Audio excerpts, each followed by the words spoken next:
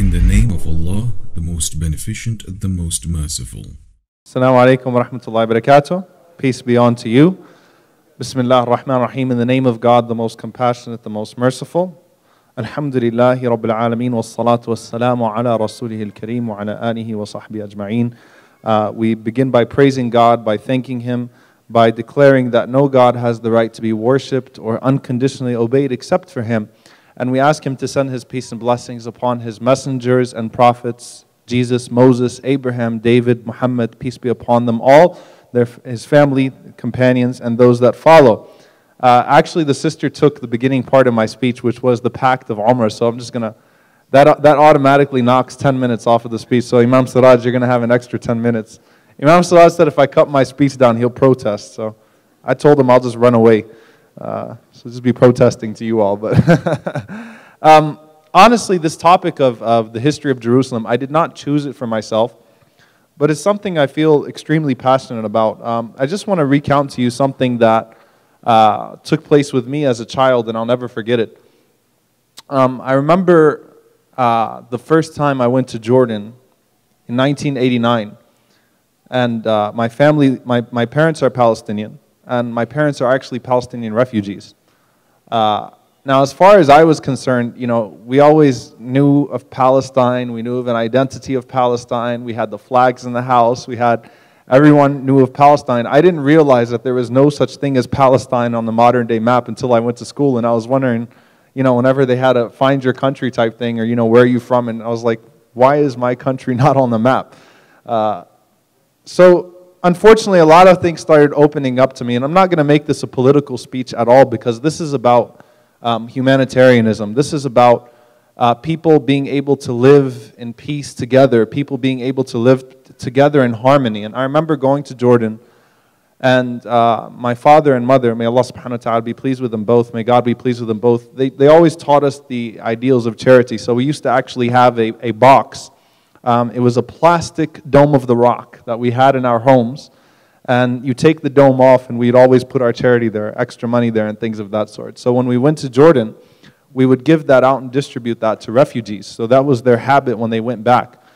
Obviously, both my father and my mother, they worked very hard to, despite being refugees, you know, find a good situation for themselves and to become both very successful. But it was my exposure to the largest refugee camp in the world, which is called Balata Camp in Jordan, where you literally have people living in trash cans. Literally, people take shade in trash cans. They go to sleep at night in trash cans. And for me, this was a huge wake-up call. And I remember asking my parents, why is it that why do they live here? Why do you have 3 million people living on the outskirts of a country, and it's just a bunch of camps, right? Why is this happening? And my parents said they don't have the right to go home. They don't have the right to go home. I myself, I've never been to what would be my homeland or my parents' homeland. I go to Jordan every year, alhamdulillah, till now. My wife's parents live there, so I'm kind of stuck going there every single year. Although I don't always enjoy myself, but I've got to go. I've never been able. The one time I actually tried to get to the Palestinian territories, despite having no record whatsoever of anything that would cause me to be disqualified from entrance, was at the border of Jordan. And literally, to get there from the border of Jordan on the bridge, you would have to sleep there for 2-3 days, and you still might not get in. You have to undergo harassment by the soldiers. You might get spit on. You might have dogs put on you. It's a terrible situation. I just remember asking my parents, why? Why? Right? Why is it that these people don't have the right to go home? Now, I want to start off with that thought. And it's not about, this topic is not about the Palestinian cause, I assure you. And I've been engaged in many interfaith dialogues, and it's important for us to sort of humanize each other. And I always say this to my Jewish friends. I do have Jewish friends. It's important for us to humanize each other. It's important for us to view each other's struggles as human struggles, not a Palestinian struggle, not a Jewish struggle, to view them as human struggles. And I just, you know, it's always this question that comes up every time we have one of these debates or one of these dialogues, the Palestine-Israel debate. there's this conclusion that the moderator will always throw out there that, well, I guess Muslims, Jews, and Christians just can't live in peace. Hopefully one day we'll all be able to live in peace and everything will work out and we'll all come together and Jerusalem will serve its cause again, and people, the people from all three different faiths will be able to go there and be able to truly live the heritage of their faith. But at the end of the day, everyone sitting in the audience is just, we all know that's not going to happen, right?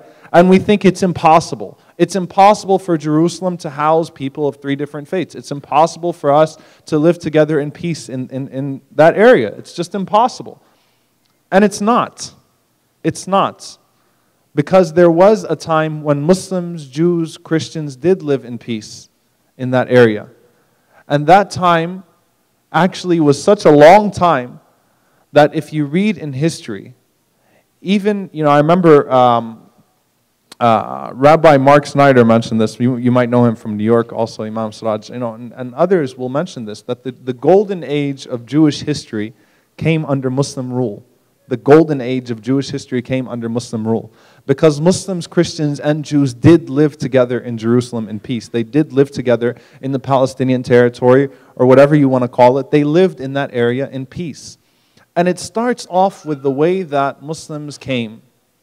Now, obviously, the whole "we were there first" thing doesn't really hold up very well.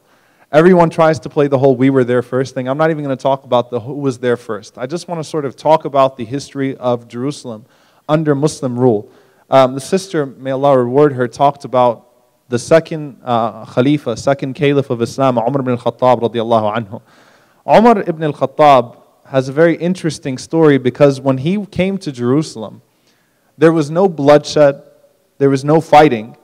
In fact, Jerusalem was in such turmoil that the leaders welcomed his coming and welcomed becoming part of the Islamic Empire, and this is something that's well documented. But they told, because it was tradition that the Khalifa would stay in Medina, the stronghold, he should not leave his city. They told Abu Ubaidah Jarrah, they said that we will not give the keys to the city except for your leader. We will only give it to him. So he's got to come and he's got to take the keys himself. And so basically what we find is that Heraclius organized a welcoming ceremony for Umar ibn al-Khattab to be handed the keys of Jerusalem. He invited the Patriarch of Rome as well as the Bishop of Jerusalem. In fact, leaders from the Jewish community were there, ambassadors from all over the world were there, and he spread out for Umar ibn al-Khattab a red carpet that spanned over 2 kilometers long. So it was a long red carpet. You can imagine. When he just starts making his way there, he's going to already be stepping on a red carpet to show him a good welcome and to, because they heard of his justice, and to truly give him royal treatment. And also beforehand, they also invited for the 2 leading Muslim generals, Abu Ubaidah al-Jarrah and Amr ibn al-As radiallahu ta'ala anhu, to be in attendance when Umar ibn al-Khattab comes. So back then you didn't have first class, seating or anything like that, but I'm sure they sent them some first class horses or first class camels. They took care of them. They furnished their stay in Jerusalem. They even provided them garments. So there was a special type of garment that you needed to wear at this historic ceremony of handing the keys of Jerusalem over to Umar ibn al-Khattab. Now Umar ibn al-Khattab, if you read about him, and by the way, he's the 52nd most influential man in world history according to Michael Hartman. That's the book of the 100 most influential people in the world. A man of justice, a man for whom you have actually a statement in the United Nations Charter. There's actually a statement in the UN Charter from Umar ibn al-Khattab, how can you enslave a man who was born free? He was the first one to say that. So he's a man whose justice is well known, who history has been kind to. And Umar ibn al-Khattab was a person of much simplicity. Big, huge man, okay? Gigantic in the true sense of the word. The description of him is that if he sat on a horse, his feet would touch the ground. It's a huge individual, huge human being. Very intimidating look because of how big he was. And he set such a tone of justice during his rule. I'm talking about in the rule in Medina, that whenever the distribution of garments, whenever they distributed cloth to each one of the Muslims, Umar ibn al-Khattab had to take 2 garments.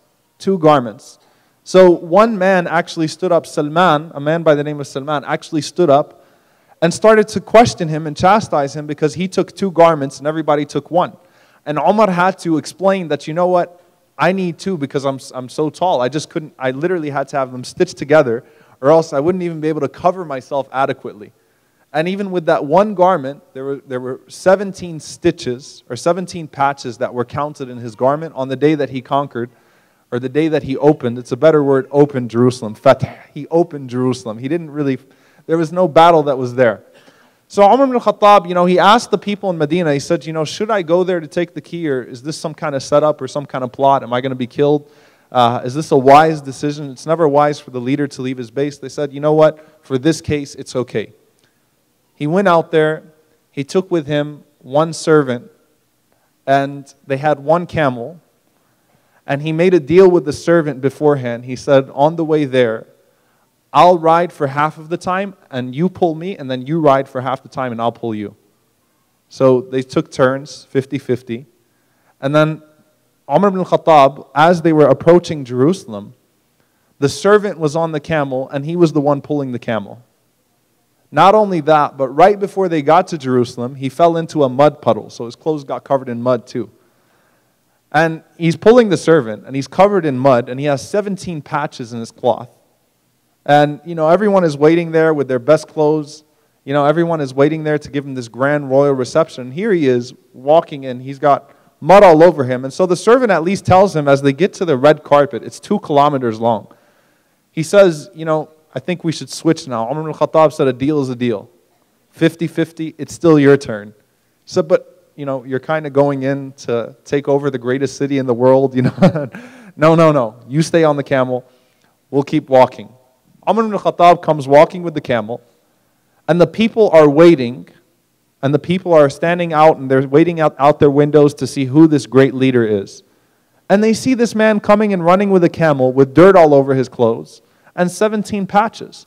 So Abu Ubaidah and Amr, they were the 2 that were invited to be part of this reception. Abu Ubaidah, who himself was a very simplistic man, but recognized the situation at this point. Abu Ubaidah, you know, he gets upset with this. He goes and he walks out to Umar ibn al-Khattab. He's like, I got to take care of some business with the leader before he comes and takes the key. And he says, you've embarrassed us. You know, you've humiliated us. You know, these people are all dressed nice. We want to, you know, you've got to show that you're a strong leader. You've got to show your best clothes and things of that. You've embarrassed us. And Umar ibn al-Khattab, he became upset. And he said, نَحْنُ قَوْمٌ أَعَزَّنَ اللَّهُ بِالْإِسْلَامِ. We were a people who God gave dignity through faith, through Islam. And if we seek honor and dignity and glory through any other means, we will surely be humiliated. Meaning, I'm not that superficial person I used to be. Umar was known before he became Muslim to be an extremely well-dressed, wealthy man. He was one of the few literates, few people that could read in his time. You know, they didn't expect that from him. But he said, we seek our glory through faith. We don't seek it through subjugating anybody. We don't seek it through some pompous, you know, display. We seek it through faith. And so he received the keys from Heraclius, and the people were shocked. And then the bishop of Jerusalem took him to the Church of Nativity. He gave him a little bit of a tour of Jerusalem, and he took him to the Church of Nativity. And while they were in the Church of Nativity, the call for prayer came. The call for prayer came, for the noon prayer came. And Umar ibn al-Khattab was in there, and he knew it was time to pray. And the bishop of Jerusalem told him, he said, look, why don't you just go ahead and pray here? You're the leader. You know, you don't have to go outside and pray. You can just pray here. It'll be an honor for us. And Umar ibn al-Khattab, he said to him, he said, no. He said, because I'm afraid that Muslims will come generations later and claim this is a masjid, this is a mosque, because this is where I prayed. So he walked out of the church, he walked down the steps, and he prayed right there. And then lo and behold, 400 years later, they built a mosque there called Masjid Umar, the Mosque of Umar. So he was right. He could see, he knew how history works with these things. He didn't want people to claim that church as a mosque just because he prayed there. Not because it was impermissible or not because there was some theological objection to that. He just wanted to give the people their rights and their respect. He also made the famous pact of Umar, which the moderator read, which essentially guaranteed the rights of all citizens there, guaranteed the rights of people to practice their own faiths. Christians and Jews not only were allowed to live in peace, they were allowed to judge each other by their own law. So they were not subject to Islamic law. They were allowed to keep things according to their law, out of sensitivity and out of justice towards them. So it wasn't like, again, the Bible was thrown away or the Torah was thrown away. In fact, if a situation came to Umar in regards to a public act of lewdness or disobedience from a Christian or a Jew, he would consult the rabbis or the priests, and he would ask them if this was something that was allowed in their faith or not. So it was complete justice, complete honor. As we know, the story of Jerusalem is not always a pretty story. And in fact, in terms of conquering, lands and let's face it, every religion has its dark period. And it's not the religion itself. We would always say it's the people. People will manipulate religion. And if you ever heard that statement in any class of history, that religion is responsible for most of the world's violence and war, religion has done this and religion has done that, I guarantee you, I assure you, the Crusades would have still taken place if there was no such thing as Christianity. Because the Crusades were undertaken as a result of the economic hardship of Europe. Not because of any religious purpose, but religion is very convenient in those situations. Likewise, much of the political dispute. So for example, whenever we have the talk about suicide bombings, and I know this is a hot topic, and we shouldn't shy away from it. I mean, let's have an open discussion about it. When the Virginia Tech killer did what he did, shot 33 students, there was an entire 8 months worth of reporting about the psychological, or rather the circumstances that led to him committing that crime, the logic that he had, the psychological trauma that he might have been through as a child, bullying, whatever it was. It was not in any way justifying the murder. Okay, it was looking at the circumstances that led to that murder so that they could be prevented in the future. So when people talk about suicide bombings and terrorism and things of that sort, specifically suicide bombings, there's actually a book that's called Dying to Win. I always recommend this to people, Dying to Win by Robert Pape, where he basically analyzes suicide bombings over the last 100 years. The origin of suicide bombings being the Japanese kamikazes, which were obviously not a people of religion or a people of faith. Until today, the largest practitioners of suicide bombings are who? Not Al-Qaeda, the Tamil Tigers, which is a Hindu separatist group. Okay, so the fact of the matter is that every single suicide bombing, he literally goes through them over the last 100 years, was a result of political strife. And the reason why people continue to use it is because it's a way for a minority, a small group of people that are being targeted. It's a way for them to catch the attention of the majority or catch the attention of a more powerful government. That doesn't justify it in any way. Islam doesn't justify suicide bombings. But the fact of the matter is when you have suicide bombings taking place, you need to understand the circumstances behind it. Don't just blame Islam for it. Don't just blame Islam for it. That would be just as absurd as saying Hitler really killed 6 million Jews because he believed they were Christ killers. Because he used to say that. That was the front, but the baggage behind it told a totally different story. And so that's the same thing that we see. And so we see that the Crusades in particular, the first crusade taking place in 1095, in the year 1095 and through 1099. That was the first crusade. The first crusade came, again, as a result of the economic hardship of Europe. The first victims of the crusades were actually the Jews. The first victims of the crusades were the Jews. So they basically considered themselves entitled to the service of God. And in Bavaria, the Crusaders massacred 12,000 Jews. That was their first group of victims. Then when they made their way to Jerusalem, if you read in the year 1097, if you read about the massacre of Ma'arra, which is in modern-day Syria, the massacre of Ma'arra is to date, is the largest display of cannibalism that has ever taken place in history. The Crusaders literally ate the people that they massacred. They cooked the Muslims in Ma'arra. They cooked them and they bragged about it. They wrote letters back to the Pope talking about how they feasted on the children of Ma'arra and they ate their dogs. They ate human beings and dogs. I mean, it was a ridiculous display of just, harsh hardness. Again, no sense of humanity. How did this happen? Again, religion can become a convenient excuse. Pope Urban II, I want you to just listen to the letter that he wrote, the declaration of Pope Urban II. He said, "All who die by the way, whether by land or by sea, or in battle against the pagans, shall have immediate remission of sins. This I grant them through the power of God with which I am invested. Oh, what a disgrace if such a despised and base race which worships demons should conquer a people which has the faith of an omnipotent God, and is made glorious with the name of Christ.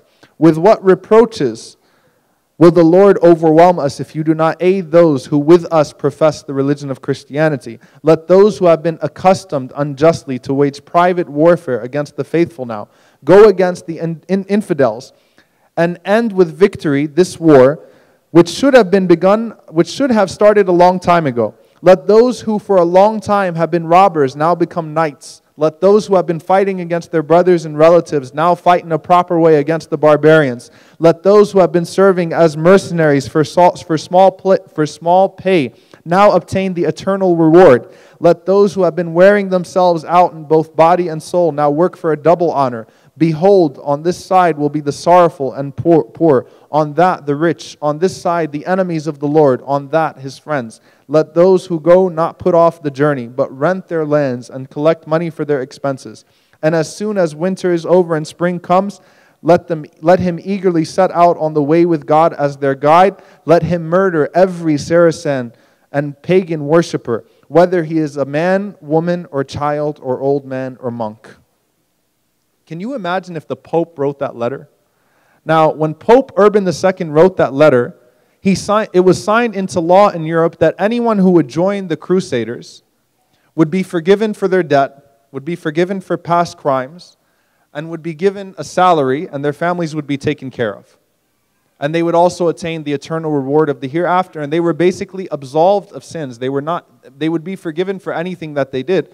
So obviously, whenever the Crusaders went out, it was all-out war, and there was no sense of conscience. And that's why we find that in the First Crusade, whenever Jerusalem was conquered, the Crusaders bragged about their horses being knee-deep in blood and burning the Christians that belonged to Eastern churches alive in their churches. The Christians hid in their churches that belonged to Eastern churches, and their churches were set to fire, and they were burned alive in their churches. So this was an extremely dark episode in the history of Jerusalem, in the history of Palestine. And it was something that till today, I don't think anyone belonging to any faith condones that type of behavior. No one's going to come out today and say that the Crusaders were just in what they did. At the same time, as people, if you're a Muslim, you should not use that as a talking point against Christians to say, you guys are actually violent. It doesn't work that way either. It just shows you how dark people can become. Okay? Again, it would have happened regardless of the Pope, regardless of all of those things, but religion was used as a tool to manipulate people in that situation. So in the First Crusade, by the year 1099, the death toll had reached over 700,000 people. Over 700,000 people. Raymond de Chatillon, he actually was attacking the people that were coming for Hajj, that were going going to the pilgrimage from all different parts of the world. He was actually even having them attacked. In fact, he plotted to have the body of the Prophet Muhammad, peace be upon him, dug out in Medina and brought back to Jerusalem and mutilated and shown and to show it as a sign of humiliation of the Muslims. And the one who foiled that plot was Nur-ad-Din. Nur-ad-Din is the mentor of Saladin. Nur-ad-Din was his mentor. He foiled that plot of two men that actually were given the task of posing as Muslims, posing as pious Muslims, and then taking the body of the Prophet Muhammad, peace be upon him, and bringing it back to Jerusalem to be hung up and mutilated as a sign of humiliation. So, subhanAllah, I mean, we're talking about an extremely dark period in history. When we look at Saladin, and how many of you watched The Kingdom of Heaven? Now, movies in Hollywood are extremely annoying because they always have to have a guy that's trying to get the girl. They couldn't, the Titanic, Kingdom of Heaven, they couldn't even spare the Crusades, right, of the guy trying to get the girl. So that actually never happened. I hate to break it to you. That was a totally fictional story. I'm sure at one point during the Crusades, there was a Muslim guy that was interested in a Christian girl or vice versa. But, you know, I remember when the Kingdom of Heaven came out, none other than Fox News was extremely upset because they felt like Kingdom of Heaven portrayed the Muslims in a very favorable light. But to be completely honest with you, it did not do justice. If you read about Salahuddin Saladin and his kindness, the amount of honor and dignity that he displayed in conquering Jerusalem and in bringing it back to the ranks of the Muslims and not showing any or not displaying any form of revenge, not taking any form of revenge out on the Christians or the Jewish population that lived in Jerusalem after it came back under his rule. It's really phenomenal. And it's unmatched in history. It's unmatched in history. When Salahuddin conquered Jerusalem, and he conquered it on the same day, the anniversary of the Prophet Muhammad, peace be upon him, coming back to Mecca. It was conquered on the same day that the Prophet Muhammad, peace be upon him, came back to Mecca victorious after being persecuted and run out of it. And when the Prophet Muhammad, peace be upon him, marched back into Mecca, one of the companions, he said, Al-yawma yawm al-malhama. Today is the day of revenge. Today is the day of revenge. And the Prophet Muhammad, peace be upon him, responded, Al-yawma yawm al-marhama. Today is the day of mercy. And he took the flag away from that companion, although he was a great companion. So today is a day of mercy. And by any means, you know, by any standard of what was considered ethical war, the Prophet Muhammad, peace be upon him, had a full right to take revenge on the people that murdered his uncle, that ran him out of Mecca, that, you know, placed him under economic boycott, which caused his wife to die and his uncle to die because they could not handle the circumstances. He had every right to kill those people when he came back to Mecca by any standard of war, but instead the Prophet Muhammad opted for mercy. He opted for mercy. And instead, he put his head very close to his riding animal so that he wasn't an arrogant ruler, and he said, whoever is in the house of such and such is safe. Everyone come out. Do not feel afraid. There is no revenge today. Nothing will happen to you today. لا تثريب عليكم اليوم. There is no blame on you today. I've forgiven and I've forgotten. It's over. Don't worry about it. So Salahuddin Saladin, he remembered. So we can see here that just as we like to portray religion as the source of violence and as the source of hatred and bloodshed, let's remember what religion did on the other side. Saladin now, when he's entering into Jerusalem from Hittin, on the same day, recalls that incident with the Messenger of God, peace be upon him. And he remembers that. And when he goes into Jerusalem, he tells the people that you should feel no fear. You should feel complete safety now. Everyone is safe. On top of that, he called for the Jews that were expelled from the land of Jerusalem to be brought back and to have new homes built for them so that they could resettle Jerusalem. This is historically documented, not by Muslim sources, by any source. He called back the Jewish populations to resettle Jerusalem, to have their homes reconstructed and rebuilt. He ransomed every single one of the crusaders. Every single one of them. And the amount of ransom, the price for the ransom was 10 dinars for a man, 5 dinars, which would be equivalent to $1, 5 dinars for a woman, and 1 for a child.